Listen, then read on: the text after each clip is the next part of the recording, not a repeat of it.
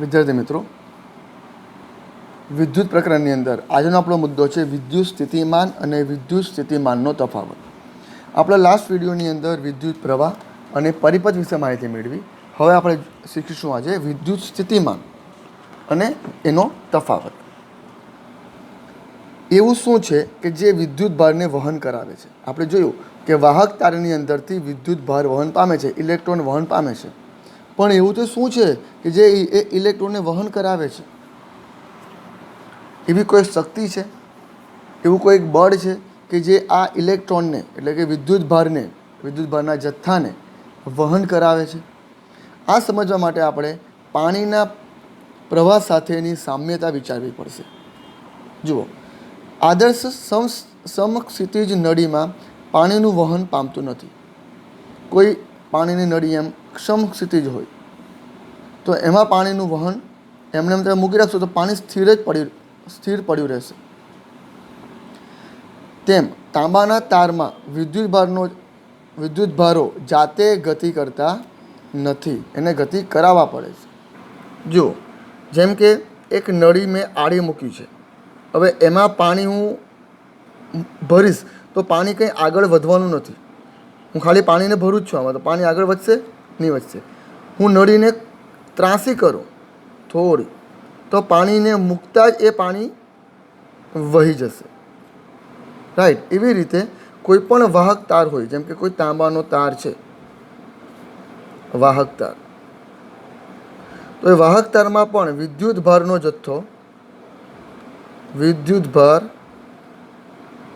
જથ્થો એમને વહન પામતો નથી, એને ગતિ કરાવવામાં આવે છે. એ જથ્થા પર કંઈક દબાણ ઉત્પન્ન કરવામાં આવે છે, જેને પરિણામે વિદ્યુતભારનો જથ્થો એક છેડા પરથી બીજા છેડા તરફ જાય છે.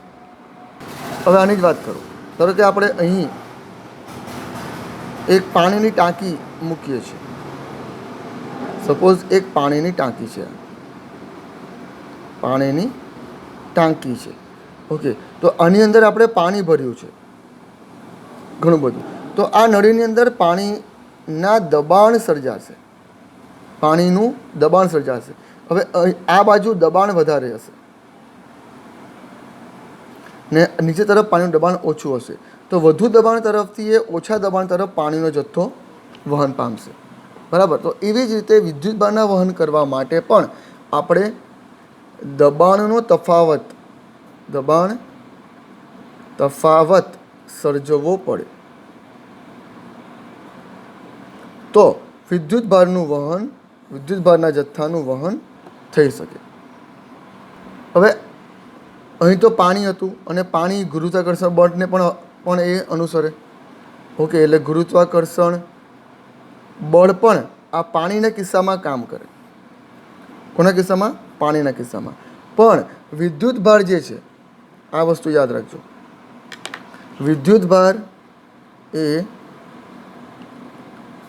વિદ્યુતભારનો પ્રવાહ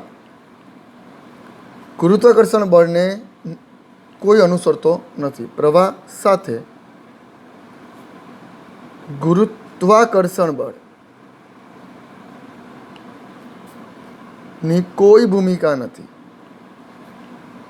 ભૂમિકા હોતી નથી. એટલે વિદ્યુતભારના વહન સાથે, ઇલેક્ટ્રોનના વહન સાથે ગુરુત્વાકર્ષણને કંઈ લાગતું વળગતું જ નથી. આપણે એવું નહીં કહીએ કે ભાઈ આપણે વાહકતાને એમ ઊભો ગોઠવીશું તો ઇલેક્ટ્રોનનું વહન થશે, એવું નથી હોતું. બરાબર. વિદ્યુતભારના જથ્થા સાથે ને ગુરુત્વાકર્ષણ બળ સાથે કોઈ લેવા દેવા નથી. તો પછી વિદ્યુતભારનું વહન કેવી રીતે થશે? ઇલેક્ટ્રોન ગતિ ક્યારે કરશે? ઓકે, તો એક બીજો મુદ્દો લખું છું. ઇલેક્ટ્રોન ત્યારે જ ગતિ કરે જ્યારે વાહકમાં એટલે કે આ વાહક તારમાં વિદ્યુત દબાણનો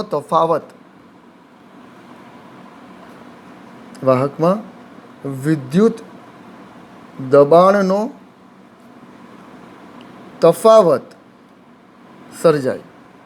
ઓકે, વિદ્યુત દબાણનો તફાવત સર્જાય. ઓકે, ને આ વિદ્યુત દબાણનો તફાવત એટલે જેને આપણે કહીશું વિદ્યુત સ્થિતિમાન, વિદ્યુત સ્થિતિમાનનો તફાવત. એનો અર્થ શું થાય કે જ્યારે પણ આપણે વિદ્યુત પ્રવાહનું વહન કરવા માંગતા હોઈએ છીએ ત્યારે એક બાજુ વધારે જથ્થામાં ઇલેક્ટ્રોન હોવા જોઈએ, બીજી બાજુ ઓછા જથ્થામાં ઇલેક્ટ્રોન હોવા જોઈએ, અને એ પણ જે બાજુ વધારે જથ્થામાં ઇલેક્ટ્રોન હશે એ ચાર્જ ઇલેક્ટ્રોન હોવા જોઈએ, શક્તિશાળી ઇલેક્ટ્રોન હોવા જોઈએ, તો જ એ ઓછા ચાર્જ અને ઓછા શક્તિશાળી ઇલેક્ટ્રોન તરફ વહન પામશે. તો જે તફાવત સર્જાય છે બરાબર બે વિદ્યુત ભારો વચ્ચે, તો એને કહેવાશે વિદ્યુત સ્થિતિમાનનો તફાવત. ને એને પરિણામે જ વાહક તારમાં ઇલેક્ટ્રોન વહન કરશે, ઇલેક્ટ્રોન ગતિ કરશે. અને આ પ્રકારનો વિદ્યુત સ્થિતિમાન આપણે જો સર્જવો હોય, વિદ્યુત સ્થિતિમાનનો તફાવત જો આપણે સર્જવો હોય તો એ ક્યાંથી ઉત્પન્ન થાય? તો જ્યારે તમે એક કરતાં વધારે વિદ્યુત કોષ જોડો અથવા એક કરતાં વધારે વિદ્યુત કોષથી તમે કોઈક બેટરી બનાવો. ઓકે, હું લખું છું આ પ્રકારનો તફાવત વધુ વિદ્યુત કોષોની બનેલી બેટરી. જો બેટરી અને વિદ્યુત કોષમાં ફરક છે. વિદ્યુત કોષ એટલે સેલ, બરાબર છે, સેલ જેને આપણે વિદ્યુત કોષ તરીકે ઓળખીશું. એટલે બેટરી જેની અંદર ઘણા બધા વિદ્યુત કોષ આવેલા હોય. ઓકે, આ પ્રકારનો તફાવત વધુ વિદ્યુત કોષોની બનેલી બેટરીથી મેળવી શકાય. કારણ કે બેટરીની અંદર ચાર્જ અને વધારે જથ્થામાં ઇલેક્ટ્રોન રહેલા હશે. ઇલેક્ટ્રોન તો બધામાં જ હોય, પણ અહીંયા જે બેટરી હશે એમાં શક્તિશાળી ઇલેક્ટ્રોન રહેલા હશે, ચાર્જ ઇલેક્ટ્રોન રહેલા હશે, અને એ જ વિદ્યુત સ્થિતિમાંનો તફાવત સર્જી શકે છે. હવે સમજો, જ્યારે આપણે વિદ્યુત કોષની વાત કરીએ, સેલની વાત કરીએ, તો સેલ વિવિધ રાસાયણિક પદાર્થોનો બનેલો હોય. ઓકે, રાસાયણિક પદાર્થો હોય આ સેલની અંદર, બરાબર. તો યાદ રાખજો, જ્યારે પણ આવા રાસાયણિક પદાર્થો સેલમાં આવેલા હોય તો સેલની અંદર રાસાયણિક પ્રક્રિયા થાય છે, બરાબર. એટલે કે કોષ જે છે વિદ્યુત કોષમાં રાસાયણિક પ્રક્રિયા થશે, બરાબર. અને રાસાયણિક પ્રક્રિયા દ્વારા કોષના જે બે છેડા છે, ધનધ્રુવ અને ઋણધ્રુવ, ઓકે, પ્રક્રિયા દ્વારા કોષના બે છેડા વચ્ચે, આ એક છેડો અને બીજો છેડો, આ બે છેડા વચ્ચે વિદ્યુત સ્થિતિમાનનો તફાવત ઉત્પન્ન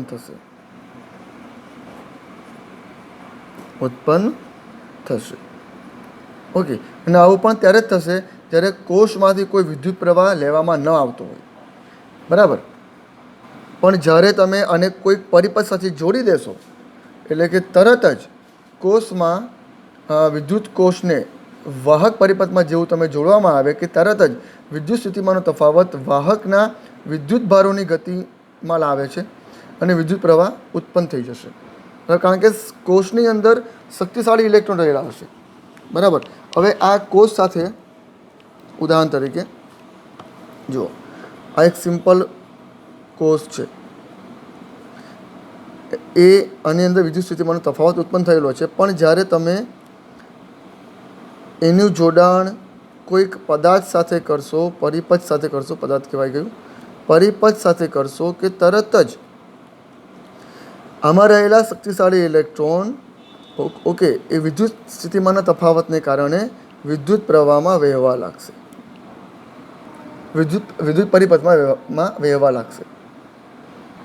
વાહક તારમાં પણ ઇલેક્ટ્રોન છે, પણ એ બધા ઇલેક્ટ્રોન અનચાર્જ છે, એ ચાર્જ નથી, શક્તિશાળી ઇલેક્ટ્રોન નથી. જ્યારે આમાં જે ઇલેક્ટ્રોન છે એ શક્તિશાળી ઇલેક્ટ્રોન છે, એમાં થતી રાસાયણિક પ્રક્રિયાને કારણે એ ઇલેક્ટ્રોનની અંદર ખાસ પ્રકારની શક્તિ ઉત્પન્ન થાય છે. એનું જે હલનચલન છે, મૂવમેન્ટ છે, એ વધી જાય છે અને એને એક માર્ગ મળી જાય, તો એનાથી એ માર્ગમાં એ ઇલેક્ટ્રોન વહેવા માંડશે, વિદ્યુત ભારનો જથ્થો વહેવા માંડશે. અને યાદ રાખજો, એ ઇલેક્ટ્રોન સતત વહન પામતા રહે કોઈ વિદ્યુત પરિપથમાં વિદ્યુત પ્રવાહને જો આપણે જાળવી રાખવો હોય તો એ સતત કોષની અંદર સંગ્રહાયેલી રાસાયણિક ઉર્જા વાપરતા રહેતા હોય છે. એ મુદ્દો પણ લખું છું, અહીં ધ્યાન આપજો કે કોઈ વિદ્યુત પરિપથમાં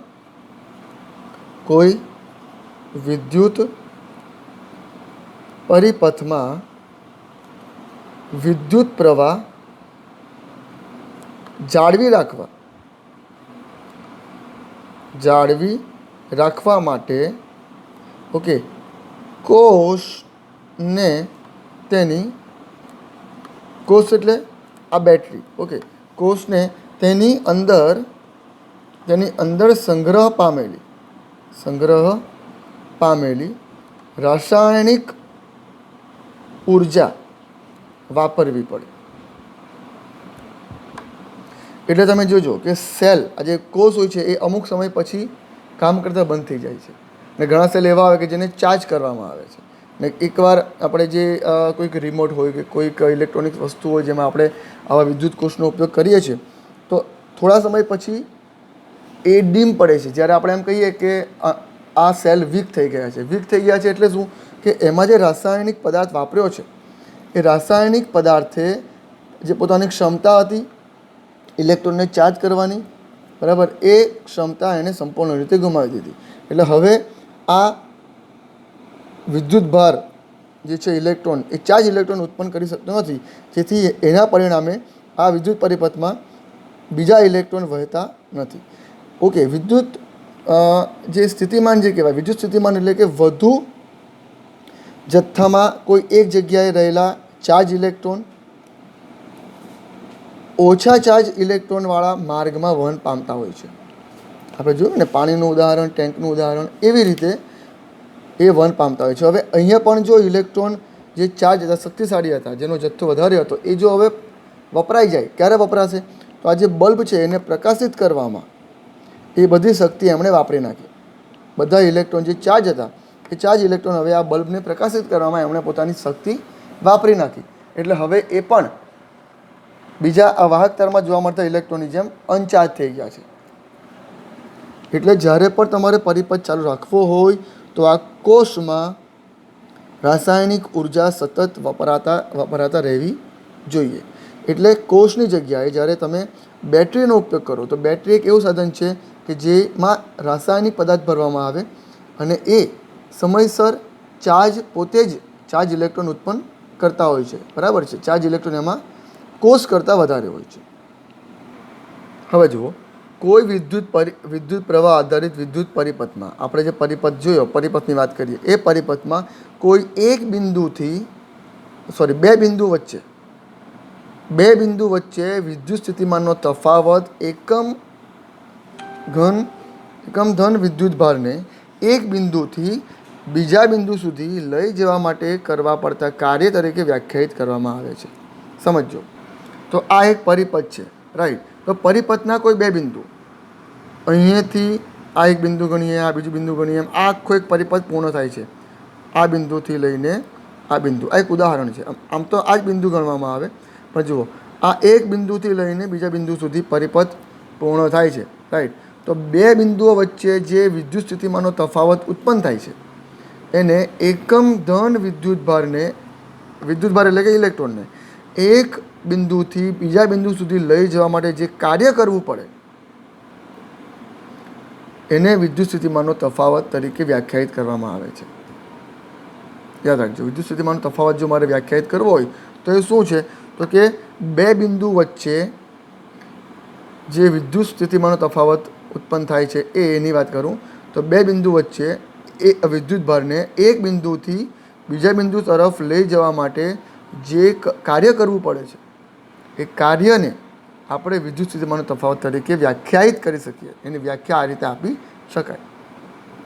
તો વ્યાખ્યાના આધારે બે બિંદુઓ વચ્ચેનો વિદ્યુત સ્થિતિમાનનો તફાવત આપણે V તરીકે ઓળખીશું. ઓકે, વિદ્યુત સ્થિતિમાનનો તફાવત આપણે વી તરીકે ઓળખીશું. તો વી એ શું છે?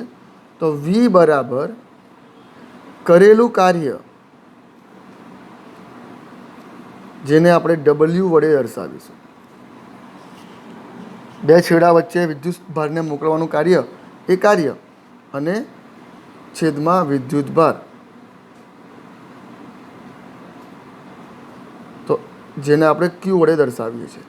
ઓકે, તો વિદ્યુત સ્થિતિમાનનો તફાવતનું સૂત્ર બનશે વી બરાબર ડબલ્યુના છેદમાં ક્યુ, જ્યાં વી એ વિદ્યુત સ્થિતિમાનનો તફાવત છે, જેનો એકમ, ઓકે, જેનો એકમ છે વોલ્ટ.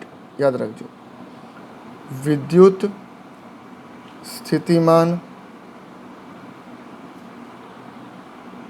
ના તફાવતનો એસઆઈ એકમ વોલ્ટ છે, જેને આપણે વી વડે દર્શાવીશું. એટલે વીનો એકમ વી, વોલ્ટ.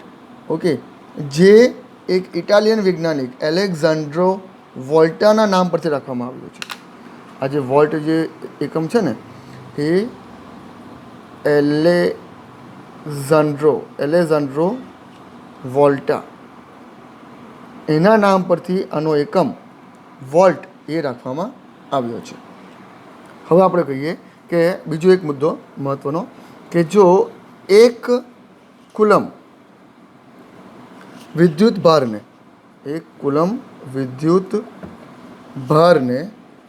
એક બિંદુથી બીજા બિંદુ સુધી લઈ જવા માટે કરવું પડતું કાર્ય, વિદ્યુત ભારને એક બિંદુથી